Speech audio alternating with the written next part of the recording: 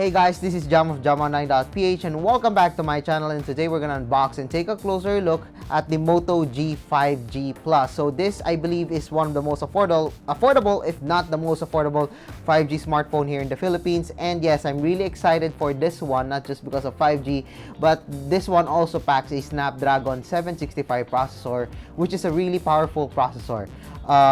It's actually like a higher mid-range na processor, so medyo maganda yung performance sa mga kuha natin dito.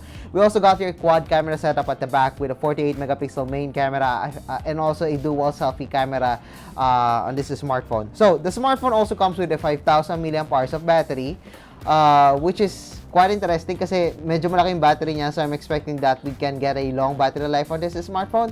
So yeah, you know the specification, you know the main hardware na ma-expect natin dito. Now, let's do an unboxing and alamin natin yung specs na makukuha natin sa smartphone na to. Alright, ladies and gentlemen, you are looking at the Moto G 5G Plus. So, time to unbox this smartphone. Alright, so there we go. We got here the Moto G 5G Plus, and yes, it does look beautiful to me. Oh, we got here a case already. So the case is already here. But yeah, this is the Moto G 5G, and as you can see in here, we got here a glossy back. And yeah, this one is quite thick, and we're gonna talk about the smartphone later on. So I'm gonna turn it on, remove the cover, place it on the side, and of course, while setting this one up, let's check out what's inside the smartphone box. Okay, so we got here the manual, the pin for the card tray, the 20 watts charger, earphones with a 3.5 jack, USB-A to USB-C cable. So I'm gonna set this one up, and let's see what we can expect on this smartphone. So we have set up the Motorola Moto G 5G Plus. So as you can see here, we got here a really nice display. It's actually an LTPS display. It's actually a 90 Hz display. This is why this one is quite smooth, and I actually like what we're getting in here. And then, of course, the smartphone comes with a 6.7-inch display. This is an IPS display. It's quite big. And what I've noticed that is the display of the smartphone is quite tall. I'm not sure if that's me, but we do got here a pretty large 21:9 display. I actually like it. Perfect for watching movies and videos on YouTube. We also got here a dual selfie camera. It's a 16+8 megapixel. That's another ultra wide angle camera, so you can take group photos. And then of course, on the side, at the back pala, we got here the quad camera setup with the main 48 megapixel main camera. It's also paired with an 8 megapixel ultra wide, 5 megapixel macro, and also a 2 megapixel depth sensor, so nothing special about it. What I like about here is that we got here a glossy back. I'm not sure if this is glass or polycarbonate, but I believe this is polycarbonate. But ang ganda niya tignan because there's this industrial look at the back. Para siyang metal, pero it does actually feel like a glossy plastic. It feels like that dito sa likod. And yeah, I like the texture na nagre-reflect dito sa likod ng smartphone. We also got here a large LED flash na nandito, and malinis siya tignan. On the side, we got here, I believe, the fingerprint scanner and also the power button. But this one is quite hard to reach for some people na medyo maliit yung kamay, medyo mataas yung placement ng power button, and also the volume rocker is over here. We also got here another button, which is, I believe, for Google Assistant. There's a shortcut na button for Google Assistant over here. So if you can see that one, that's Google Assistant. And below, we got here the USB-C port, and also the of course, this is the 3.5 jack. So yeah, the main highlights in here: 5,000 mAh of battery, 5,000 mAh of battery, and this also means that the smartphone is quite thick. Medyo chunky yung smartphone, but there's also an included case, so mas madali naman siya hawakan. Pero yun nga, once nalagay mo na yung case, mas lalong tumataba pa yung smartphone. So, no problems about it. And the selfie camera, look at that. Gusto ko na naka-punch hole camera tayo for the dual selfie camera. So, mas malinis siya tignan compared to other smartphones. The bezels are quite noticeable dito. So, it's actually below 90%. It's a 84.3% screen to body ratio, I believe.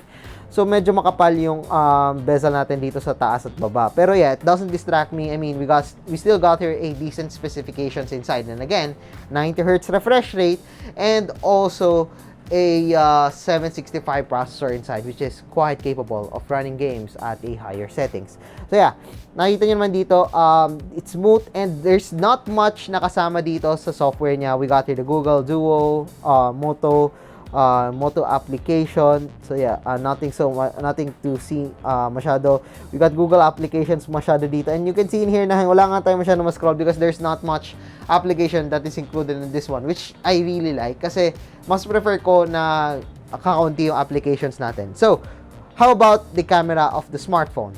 So, for the camera of the smartphone, you can see in here that we got here a simple but really useful naman and super okay naman na camera interface.